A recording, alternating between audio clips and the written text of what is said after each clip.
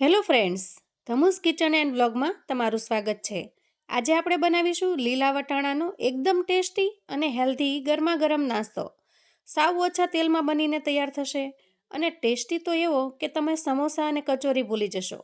એકદમ નવી રીતે બનાવેલો આ નાસ્તો નાના મોટા સૌને ખૂબ જ પસંદ આવે તેવો બને છે અને ખાતા મોઢામાં સ્વાદ રહી જાય એવો ટેસ્ટી પણ બને છે। તો ચાલો બનાવવાનું શરૂ કરીએ। તો નાસ્તો બનાવવા માટે અહીંયા થોડા મેં લીલા વટાણા છે એને ફોલીને લઈ લીધા છે। અંદાજે જો માપથી જોઈએ તો આ 1 વાટકી જેટલા વટાણા થાય છે। તો અહીંયા આપણે આ વાટકીનું માપ સેટ કરી અને નાસ્તો બનાવીશું। તો અત્યારે 1 વાટકી જેટલા અહીંયા મેં લીલા વટાણા લીધા છે। હવે ચોપર લઈ લઈએ અને વટાણાને ચોપરમાં ટ્રાન્સફર કરી દઈએ। હવે એક લીલું નાનું મરચું લીધું છે અને એને હું સમારીને એમાં એડ કરી દઉં છું। તો મરચાંની તીખાશ પ્રમાણે તમારે મરચું લેવાનું છે અને જેટલું તમે તીખું ખાતા હો એ પ્રમાણે તમારે અહીંયા મરચું ઉમેરવાનું છે। આદુનો એક નાનો ટુકડો છે એને ઝીણા ઝીણા કટકા કરીને ઉમેરી દઈએ। હવે ચોપર બંધ કરી અને આ બધી જ વસ્તુને આપણે ચોપ કરી લઈએ। તો અહીંયા જુઓ, આપણે વટાણાને આવી રીતે અધકચરા રહે એવી રીતે ક્રશ કરી લેવાના છે। તો અહીંયા આપણે એકદમ ફાઇન ચોપ નથી કરી લેવાના, થોડા ઘણા અધકચરા રહે એવા જ રાખવાના છે। હવે આ વટાણાને આપણે સાઈડ પર મૂકી દઈએ। હવે આપણે જે કટોરીનું માપ સેટ કર્યું હતું એ કટોરી પ્રમાણે 1 કપ જેટલા પૌવા લેશું। તો અહીંયા જાડા કે પાતળા તમે કોઈ પણ પૌવા લઈ શકો છો, પણ આપણે જે બટેટા પૌવા માટે વાપરીએ છીએ એ પૌવા લેશો તો ખૂબ જ સરસ બને છે। તમારી પાસે ઘરમાં જે કોઈ પૌવા પડ્યા હોય એનો તમે આમાં ઉપયોગ કરી શકો છો। તો આ પૌવાને આપણે સારી રીતે ધોઈ લઈએ। તો અહીંયા પૌવાને આપણે સારી રીતે ધોઈ લીધા છે અને એના અંદર જો થોડું ઘણું પાણી રહ્યું હોય તો આપણે એમને રહેવા દેવાનું છે। સાવ એકદમ બધું જ પાણી કાઢી નહીં લઈએ, થોડું ઘણું પાણી રહ્યું હોય તો આપણે અંદર રહેવા દેશું। હવે આપણે એમાં 3 થી 4 ચમચી જેટલો રવો એડ કરીશું।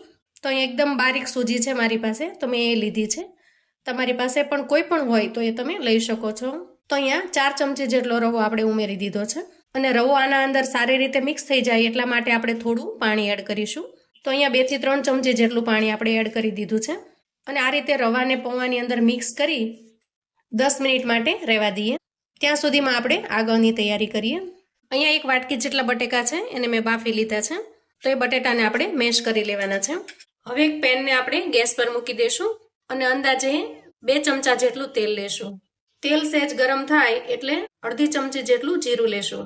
જીરું સારી રીતે સતળાઈ જાય એટલે આપણે જે લીલા વટાણાને ક્રશ કરેલા છે એને ઉમેરી દઈએ અને સારી રીતે મિક્સ કરી લઈએ।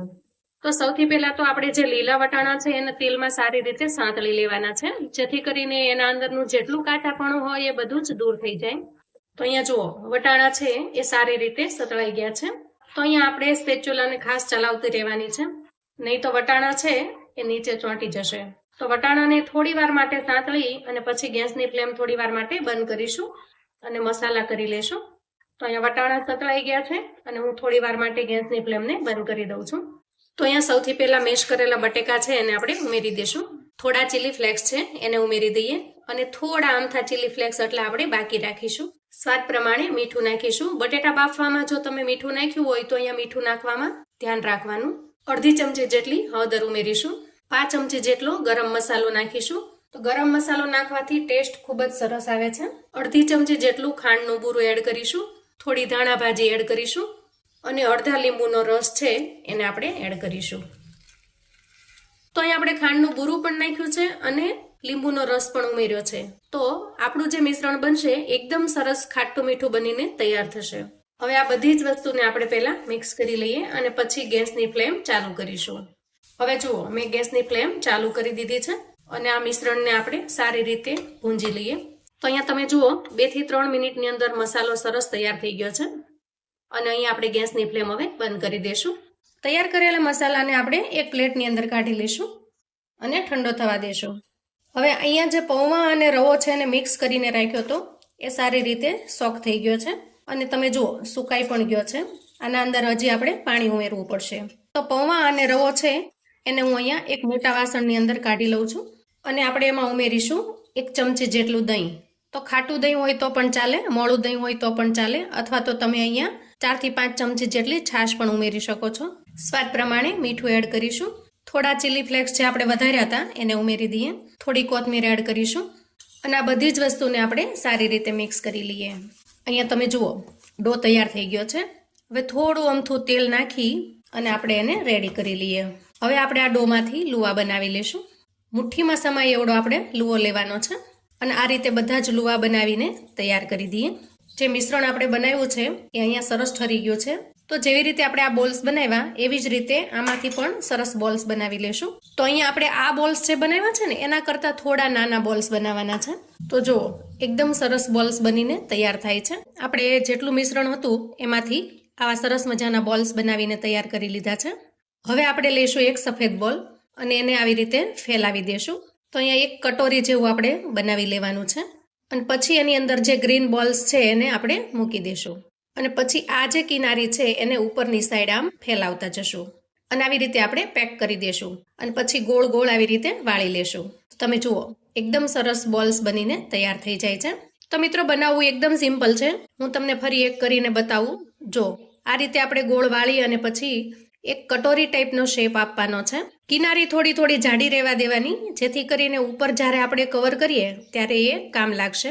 હવે એમાં જે ગ્રીન બોલ્સ તૈયાર કર્યા છે એને આપણે મૂકી દેવાનું છે અને પછી આ જે કિનારી છે એને ઉપરની સાઈડ આપણે કવર કરતું જવાનું છે એટલે આરામથી બોલ્સ છે એ બની જશે અને પછી ગોળ ગોળ આવી રીતે આપણે વાળી લેવાનું. તો તમે જુઓ એકદમ સરસ બોલ્સ બની જાય છે. તો એકદમ સરળ છે અને તમે ઝટપટથી બનાવીને તૈયાર કરી શકશો. એકદમ સરસ મજાના બોલ્સ આપણે બનાવીને તૈયાર કરી લીધા છે. તો અહીંયા ગેસ ઉપર મેં અપ્પે પેન મૂકી દીધું છે અને એને આપણે તેલથી ગ્રીસ કરી લઈએ. તો અહીંયા આપણે નાસ્તો છે એકદમ ઓછા તેલની અંદર બનાવીશું. હવે જે બોલ્સ તૈયાર કર્યા છે એ બોલ્સને આપણે મૂકી દઈશું. તો અપ્પે પેનની અંદર જ આપણે આ બધા જ બોલ્સને સારી રીતે શેલો ફ્રાય કરી લેવાના છે. નીચેની સાઈડ શેકાઈ જાય એટલે ઉપરની સાઈડ આપણે થોડું તેલ લગાવી દઈશું. આ રીતે બધા જ બોલ્સને આપણે ઉપર આવું થોડું થોડું તેલ લગાવી દઈશું અને જેમ જેમ બોલ્સ શેકાતા જાય એમ આપણે એને ફેરવતા જશું. તો આ રીતે કરવાથી તમે એકદમ ઓછા તેલની અંદર સરસ મજાનો નાસ્તો બનાવીને તૈયાર કરી શકશો. તો અહીંયા જેમ જેમ બોલ્સ શેકાતા જાય એમ આપણે એને ફેરવતા રહીશું જેથી કરીને બધી જ બાજુ સારી રીતે ક્રિસ્પી થઈ જશે. તો અહીંયા જુઓ ફેરવી ફેરવીને બધી જ બાજુ મેં સારી રીતે શેકી લીધા છે. હવે આપણે ગેસની ફ્લેમ બંધ કરીશું અને આપણો નાસ્તો છે એને બહાર કાઢી લેશું. તો મિત્રો તૈયાર છે આપણો એકદમ ટેસ્ટી એવો નાસ્તો. ઉપરથી ક્રિસ્પી અને અંદરથી એકદમ સોફ્ટ બનીને તૈયાર થયો છે.